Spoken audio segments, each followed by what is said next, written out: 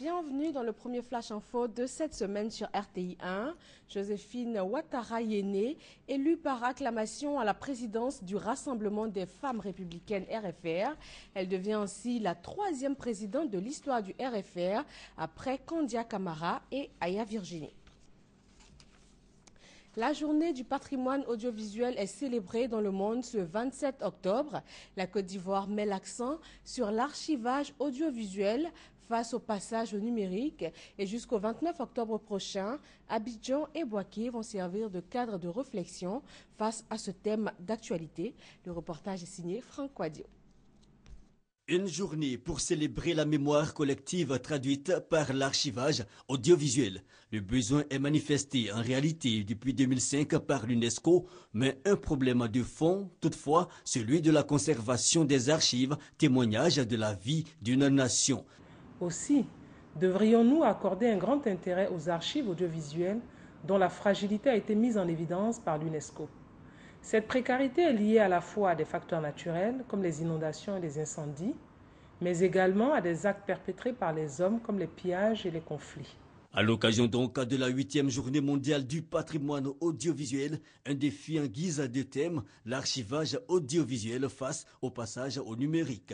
Une préoccupation pour la tutelle, surtout qu'au niveau national, la précarité de nos archives en matière d'audiovisuel incite à franchir le pas et mettre le pied à l'étrier.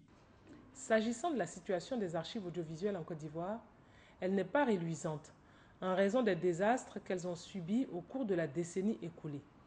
Il y a donc nécessité de restaurer notre patrimoine audiovisuel. C'est ce à quoi d'ailleurs s'attelle le gouvernement sous l'autorité du Premier ministre, conformément à la vision du président de la République, son Excellence M. Alassane Ouattara. C'est pourquoi les 27, 28 et 29 octobre, nous allons organiser simultanément à Abidjan et à Bouaké des ateliers de réflexion sur les moyens à mettre en œuvre pour la restauration de notre patrimoine audiovisuel.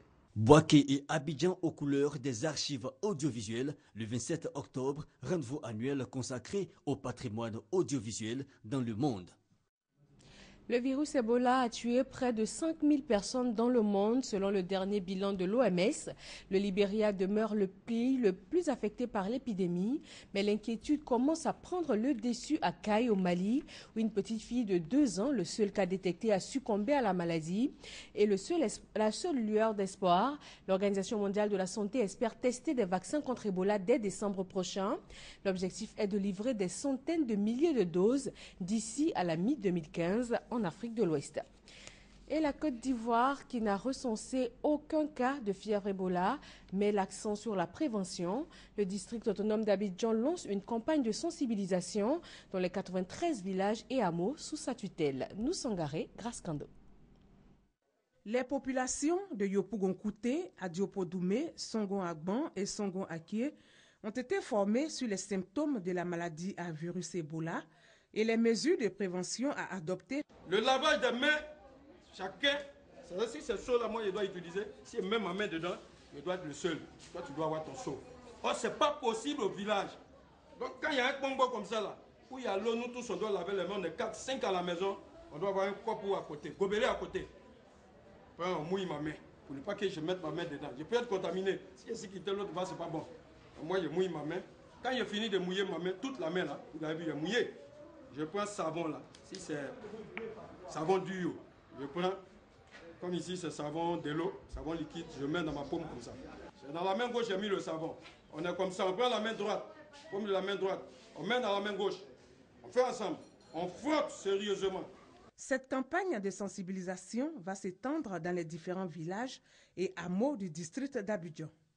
Une initiative du gouverneur Robert Begré-Mambé. Objectif de cette campagne, éviter l'entrée du virus Ebola en Côte d'Ivoire. À cet effet, une équipe médicale a été mobilisée. Elle est composée entre autres de 8 médecins, 2 informaticiens et 2 agents de la direction de la protection et de la prévention civile. Le virus Ebola sévit dans la sous-région depuis quelques mois.